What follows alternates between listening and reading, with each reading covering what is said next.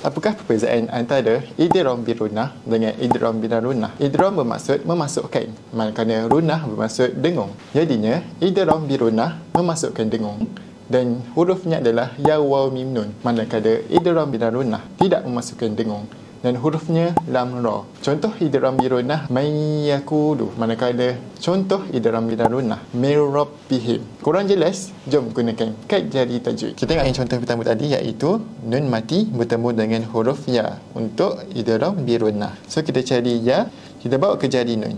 So kita tengok di sini, nun mati bertemu dengan huruf ya menghasilkan warna ungu. Di mana warna ungu pada jari nun adalah idgham birunah. Dan cara bacaannya, masukkan nun beserta dengung.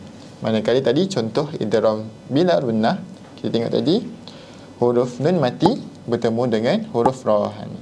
Kita bawa dia ke jari nun. Di sini kita tengok nun bertemu dengan huruf ra menghasilkan warna oranye, di mana warna oranye adalah idgham bila runah. Dan cara bacaannya, masukkan nun tanpa dengung. Sudah faham perbezaan antara idgham birunah dengan idgham bila runah? Jangan lupa like, follow dan share.